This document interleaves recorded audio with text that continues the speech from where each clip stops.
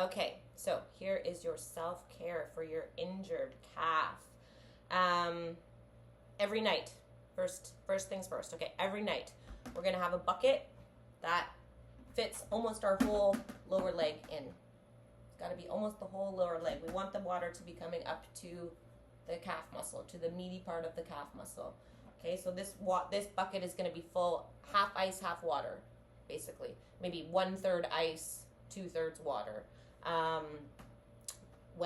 So you're gonna just have it by your chair or by your seat or by the couch, okay? And we're going to immerse our leg in the cold, icy water, and we're going to keep it there for 2 minutes.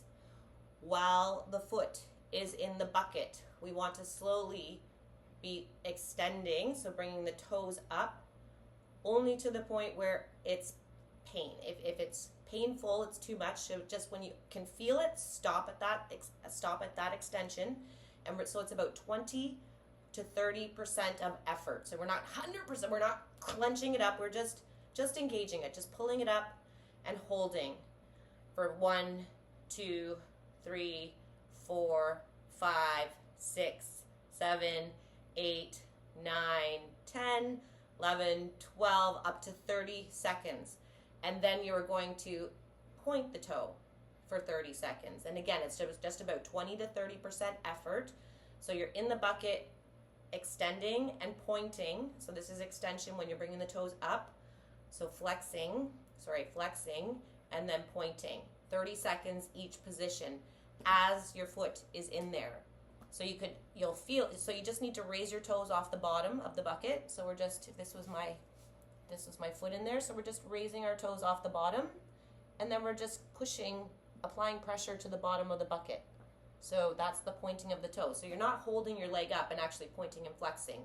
Your foot is resting in the bucket on the ground, and then we're raising our toes for 30 seconds, and then just pushing our toes towards the bottom of the bucket for 30 seconds. So we'll do 2 rounds of that. 30 seconds, 30 seconds, 30 seconds, 30 seconds. There's your 2 minutes. Then you take your foot out and you let your leg come back to room temperature, which might take about 2 to 3 minutes. So just resting. After 2 to 3 minutes, you're going to repeat. So back in the bucket, 30 seconds, 30 seconds, 30 seconds, 30 seconds. 2 minutes again.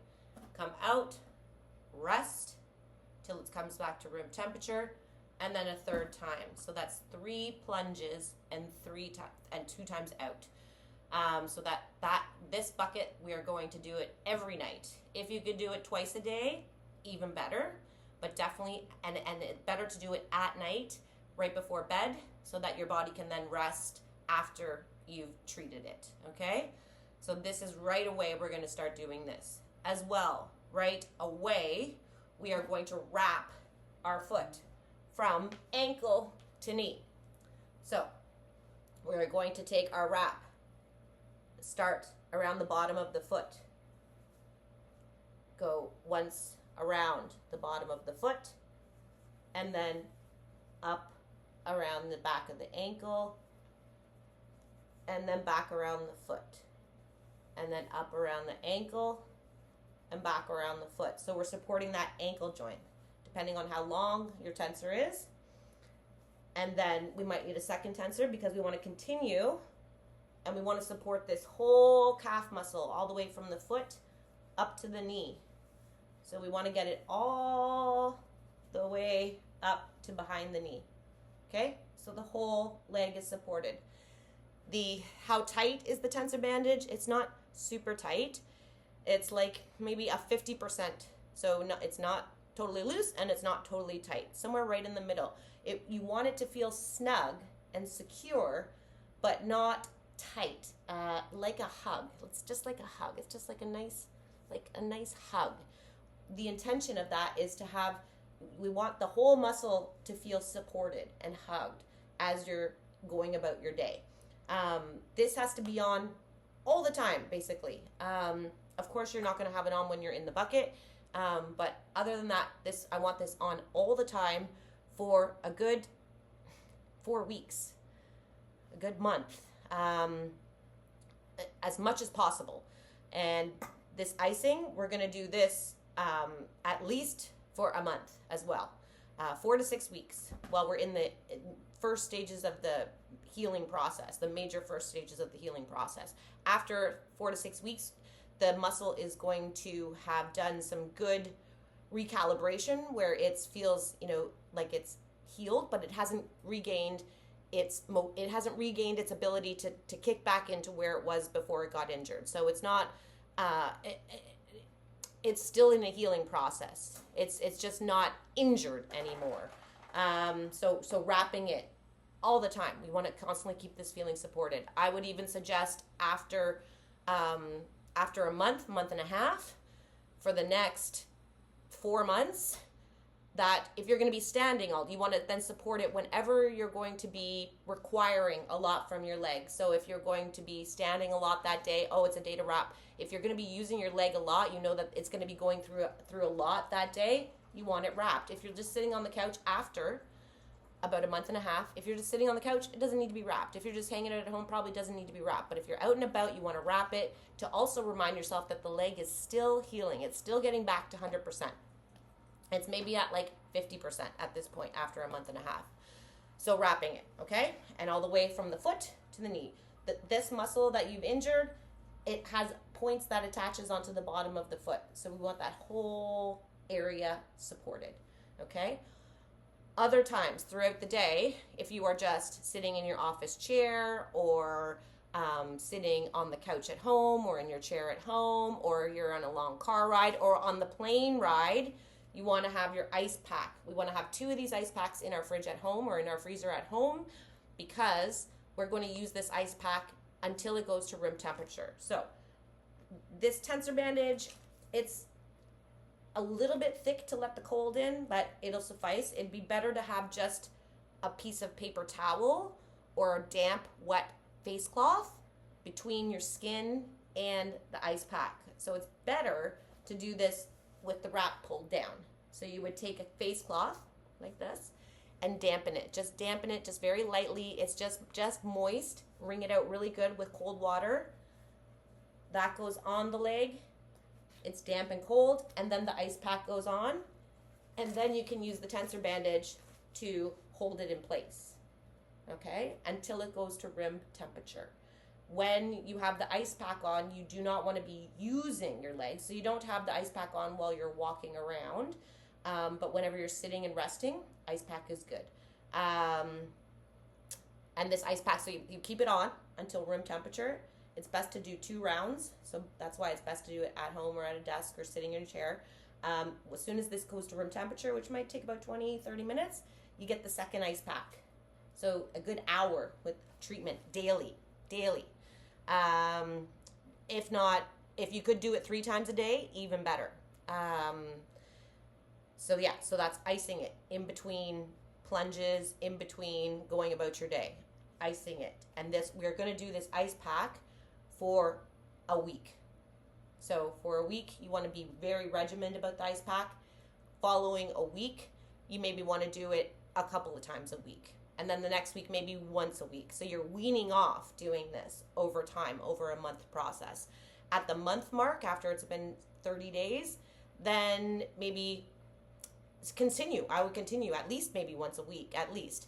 While we're still in the healing process, whenever you can do this, basically, if you can keep on doing it daily, I know that can be overwhelming for people to have to care this much for their body, but it's required. So I'm gentle with the regimen so that you'll actually do it. But you could do this every day for 2 weeks. You could do this every day for 3 weeks until this muscle is 100%, which will take about 3 to 6 months, depending on what we do to it in the healing process. It could take longer if we're not caring for it regimentally or religiously. If we're not caring for it daily and doing everything perfectly, it's going to take a little bit longer. But you could be back to normal in 3 to 4 months. It might take 6 months before you're 100%, before this calf is 100% ready to rock and roll with you again.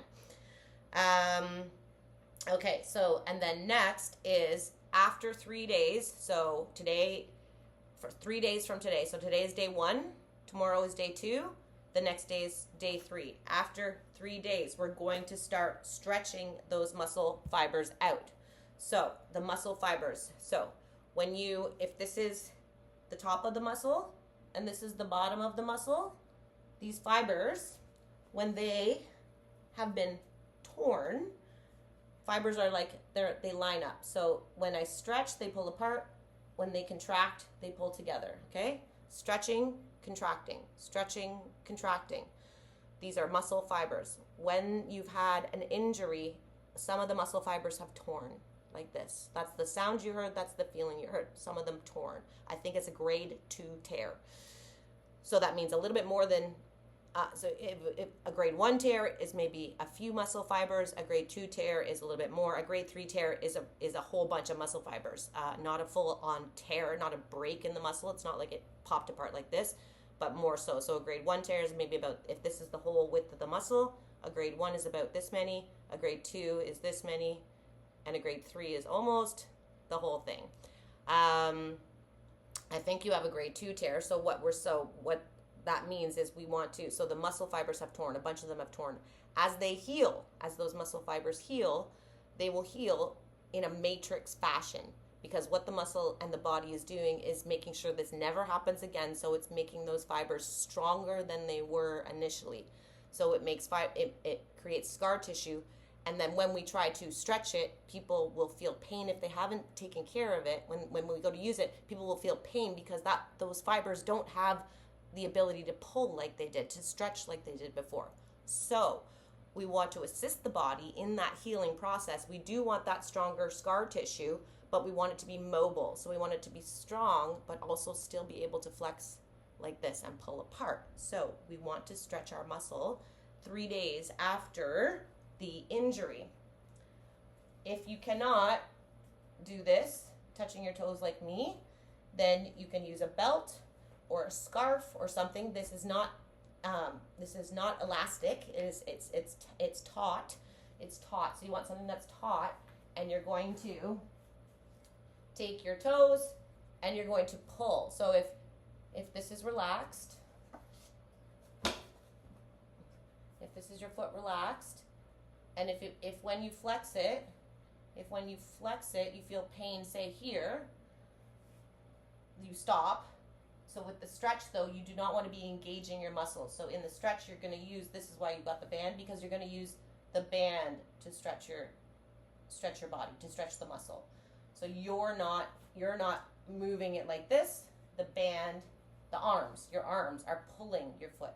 When you feel that tight spot of where the muscle is healing, you hold.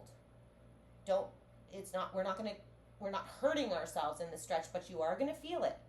You should feel it, but it should feel like an effective, good pain. Remember what's happening. You're slowly stretching those fibers that have matrixed together. So find that spot and then hold for 30 seconds. A real 30 seconds. 1, 2, 3, 4, 5, 6, all the way to 30. It feels like a lifetime when you're doing this kind of self-care. The 30 full seconds, and then you release and relax. And take a couple of breaths, maybe 3, 4 good deep breaths, and then you're going to do it again for 30 seconds.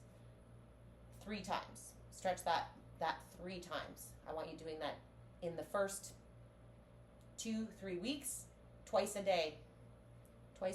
3 times would be ideal. Twice a day is really good. Once a day is okay.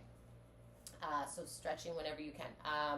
Stretching 3 times a day, 2 times a day, or at least once a day. At least. After about 2 weeks, after about 14 days, then we can start evolving the calf stretch. So the next level of stretching will be on a staircase. So if you imagine this is a staircase, there's a railing right here. You're going to hold yourself on the railing. So you're going to support yourself on the railing. This is not very sturdy for me. So you're going to you're holding the railing right here. The railing is right here. You're holding the railing, and you're going to your body is going to be in a jackknife. So you're not bending forward. You're doing a little bit of a hinge at the hips, and you're letting so my back is straight right now. My back is straight. My face is up. So the top part of my body looks like this. Okay? So it's a straight back, looking up, looking at it like a 45-degree angle. You've got your arm on you're arching your back. You're putting a little bit of an arch in your back. Okay, so there's a little bit of an arch in your back. And then you are going to let that heel fall off the stair, the edge of the stair. The ball of my foot, the spot that you're going to have shoes on when you do this, the spot of your foot that is on the angle of the staircase is right here. So you want this part of your foot on that stair, like that, on the edge of the stair, and then you let it drop here. You let the heel drop. So we're going to hold those positions we're going to hold that position for 30 seconds. So you get the ball of your foot on the stair. You're holding onto the railing. There's a small arch in your back. Your back is then straight. Your face is up, and your hip, you're poking your butt out. And then your heel falls down straight. So it's like a straight line going from here down through the heel down to the ground. A straight line. And you're going to hold that for 30 seconds. So 1, 2, all the way to 30. And then you're going to step back and relax for a second. Take like 3, 4 deep breaths. And then you're going to do it again. So you're doing this stretch. You're going to start that stretch in about 2 weeks. So for about 2 weeks, we're just stretching it with our band. And then we're going to evolve to the stair stretch.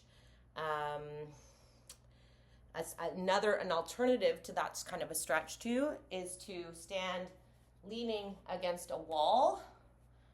So how do I display this? Leaning against a wall.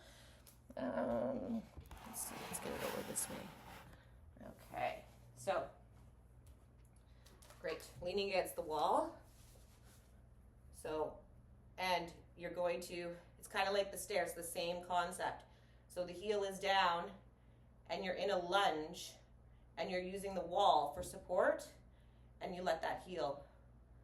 Depending on how much extensibility you have and how much stretch you have, you can put the heel back. And again, you always hold these. So right now, my body weight is on the front leg. I'm supporting myself with the wall, and then I'm pushing my heel down. And we're gonna hold for 30 seconds. And I can feel this one mainly on the inside of my thigh, mainly here. So you hold that for 30 seconds, take a pause, 4 breaths, and then repeat it 3 times. So we can go back over the stretches that will be our evolution after 2 weeks. For now, just stick with the band. So what did we do? We did the bucket. We did that. Oh, yes. And any other time that you are sitting at home, if you're sitting at your desk at work, you're sitting here and you've got a stool. Ask someone to bring you a stool, a bucket, anything that will get your heel off the ground. If you're sitting at home on the couch, your foot is up and elevated. If you're sitting in the back of a vehicle, if you're driving somewhere, ask if you can sit in the back so that you can get your foot up on the seat. We want that foot elevated. The calf muscle is like our second heart. The heart pumps blood out to the body, and this part is pumping back to the body. It's fighting against gravity, so we really want to support the healing process by helping everything flush out, all the byproducts of all the healing chemical things that are going on in that calf. We want to help flush the byproducts out of that area to keep it clean. Something that you can do internally is turmeric, taking major doses of turmeric for a good, taking up the dose of turmeric for a good 2 weeks maybe, and then continue taking turmeric just on as a regular supplement over the next 3 months to continue. That's an internal way to help your body also flush that inflammation out. Yeah, I think that covers everything. If you have any questions, please let me know. If I missed something, we can revisit this. But that's all. So just make sure that this is something that you put as a major priority, so that this is your calf muscle, this is your feet. We want to be able to walk around in our lives So don't take this foot for granted, this leg for granted. It just had a major trauma, and you want to really show up for it with this self-care so that the body also knows your leg's going to now, the muscles are paying attention, your sensory nervous system is paying attention, and it says, oh, David is online, he is taking care of me, so I don't have to spasm. The pain is the muscle tightening so that you don't move, because it's saying, no, please don't do anything, I'm hurt. So you can, by wrapping it, by icing it, you're telling it that it can calm down and not protectively spasm, because you're saying to the muscle, I'll take care of you. I'm not going to stand on it. I'm not going to overdo it. Please use your crutches and your cane to not require. You don't want to require anything from your calf muscle, at least right now, for a good 2 weeks in that initial stage. Then we can slowly start evolving. So after a few weeks, you can then, maybe if you're just at home and you go to the bathroom, because you can be slow, anytime that you're not going to be able to pay attention to how slow and how carefully you're walking and tending to your leg, if you're not going to be able to really pay attention to that, you want your cane or your crutches, so that you don't do something and go, shit, I knew it, because it's still fragile. That area is still very fragile for the next 2 to 3 months. And so we don't want to trigger it to act up again, to think it needs to protectively spasm. So really, really care for it. And I'm here for anything else that you need from me. Okay, take care. Love yourself.